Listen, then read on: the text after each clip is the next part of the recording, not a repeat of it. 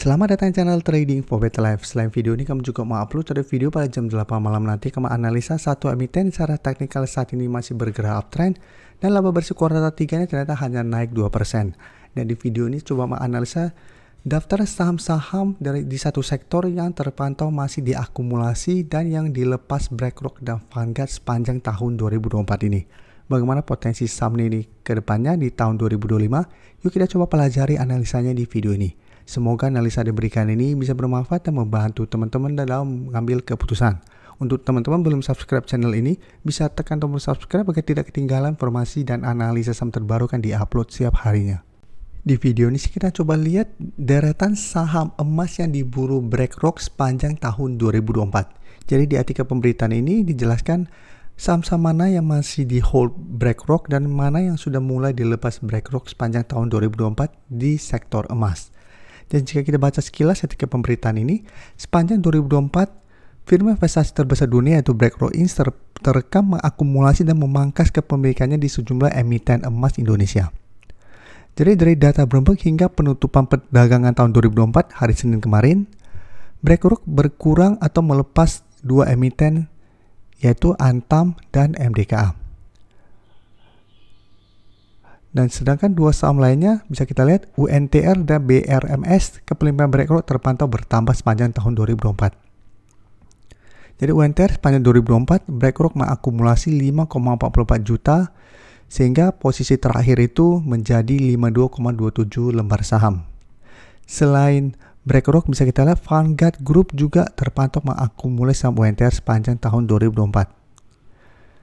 Sementara untuk BRMS bisa kita lihat BlackRock juga terpantau mengakumulasi. Total akumulasi BlackRock mencapai 6,74 juta lembar.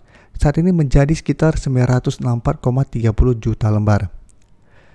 Bisa kita lihat Dimensional Fund Advisor juga ternyata mengikuti akumulasi BlackRock sepanjang tahun 2024. Jadi untuk BRMS juga masih diakumulasi BlackRock, Vanguard, dan Dimensional Fund.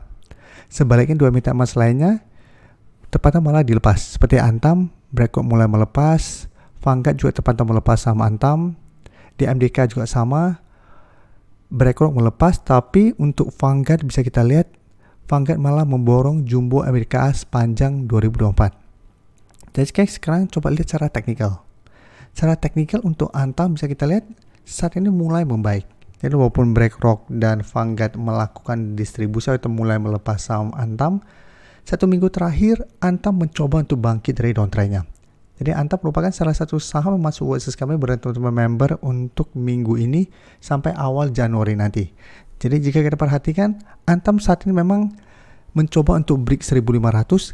Pada perdagangan hari Senin kemarin ini memang ini belum bisa kita konfirmasi break karena candle masih tidak begitu oke. Tapi menarik jika terpantau Antam masih kuat berada di atas 1500. Kan cara pergerakan akan mulai bangkit dari downtrendnya dengan target kenaikan terdekat di sekitar 1600 sampai 1610 dan target lebih jauh di 1650. Jadi untuk teman-teman yang ingin coba pantau saham Antam juga saya masih menarik coba dipantau. Tapi untuk entry coba tunggu kembali di sekitar garis EMA 150 sampai harga 1500 untuk entry-nya. Dan untuk Antam bisa kita perhatikan 2 hari terakhir asing sudah mulai masuk. Pada perdagangan hari Senin kemarin tidak naik dan turun, ini terpantau masih ada akumulasi. Jadi untuk Antam yang sudah punya masih layak untuk di hold, yang belum sempat untuk entry sebelumnya masih bisa coba pantau di bawah support dengan target swing jangka pendek 1600 sampai 1650 atau hold saya terus selama 1500 tidak tembus karena secara teknikal Antam akan mulai membaik apabila bisa bertahan 1500 dan target lebih jauh sekitar 1700 untuk target swingnya. Sekarang kita lihat MDKA. MDKA juga salah satu saham yang masih dilepas. Jika kita perhatikan MDKA tren masih bergerak sangat downtrend. Tapi dalam satu minggu terakhir ini MDKA mencoba untuk bertahan di sekitar harga 1550. Jadi saat ini memang mulai sideways. Hari Senin kemarin naik 2% lebih tapi candle tidak begitu oke. Sempat naik menyentuh sekitar 1695 atau mendekati 1700. Ini masih belum berhasil naik. Saat ini kembali berada di bawah harga 1650. Jadi apabila mau coba spekulatif buy, bisa wait and see dulu. Apabila 1 minggu ke depan MDKA berhasil naik di atas 1650, bisa menarik untuk coba speculative buy karena ada potensi untuk mencoba menutup gap yang saat ini sekitar 1760 dan target lebih jauh sekitar 1800 untuk target swingnya apabila memang berhasil naik di atas 1650. Dan jika kita perhatikan untuk MDKA, asing terpantau masih terus keluar. Tapi di broker summary kenaikan 2% lebih ini terpantau ada sedikit akumulasi. Jadi untuk MDKA masih bisa coba dipantau untuk speculative buy, tapi lebih oke adalah buy on breakout daripada tunggu kembali sekitar 1550. Karena apabila kita dapat di support tapi beberapa kali mencoba naik dari 1650 masih gagal, tetap masih ada potensi untuk melanjutkan low. Tapi jika terpantau berhasil break, ada potensi untuk mulai terbentuk high low dengan target terdekat di 1800 dan target beli jauh di harga 2000 yang saat ini dekat dengan garis EMA 50. Untuk BRMS bisa kita lihat secara teknikal juga saat ini sudah mulai patah trend, sudah tidak uptrend karena sudah turun bawah garis EMA 50 di sekitar 372. Hari Senin kemarin sempat naik 4% lebih ke 346. Jadi saat ini mencoba untuk bangkit. Dan jika kita lihat di bawahnya ada support 300 dan support EMA 150 di sekitar 286. Dan jika kita perhatikan broker summary untuk kenaikan kemarin, bisa kita lihat asing 1 minggu terakhir masih masuk. Kenaikan 4% lebih ini terpantau masih ada akumulasi. Jadi BRMS apabila teman-teman saat ini mau coba pantau, masih bisa coba pantau untuk buy on breakout apabila 1 minggu ke depan BRMS berhasil naik di atas 350. Apabila berhasil naik, ada potensi untuk kembali naik mengetes 370 sampai maksimal di 400 untuk target swingnya apabila memang berhasil naik di atas 350. Tapi jika teman-teman mencoba naik di atas 350 ternyata gagal, sebaiknya cari entry karena masih ada potensi untuk lanjut turun ke target terdekat di sekitar 310 sampai 300. Jadi saat ini wait and see dulu, apabila berhasil break berikut entry, apabila gagal break lebih oke menurut saya coba tunggu di sekitar harga 300 apabila ingin coba buy on support. Selanjutnya UNTR hari Senin kemarin rebound lumayan tinggi, saat ini sudah menyentuh garis EMA 50 di sekitar 26.775.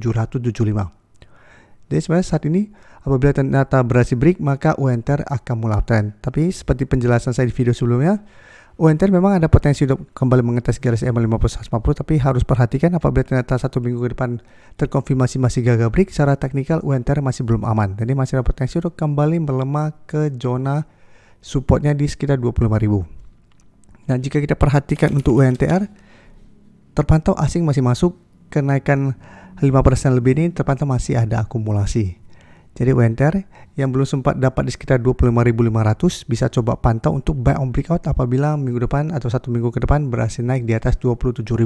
Tapi jika teman-teman mencoba naik di atas 27.000 gagal, sebaiknya cari entry kan ingat masih ada potensi untuk melemah dulu ke target terdekatnya itu di sekitar 26.000 karena saat ini ada garis EMA 150 yang juga sebenarnya belum terkonfirmasi break sebagai resisten, tapi apabila gagal break ada potensi untuk melemah ke target terdekat ini. Apabila masih gagal bertahan ada potensi untuk kembali ke 25.000.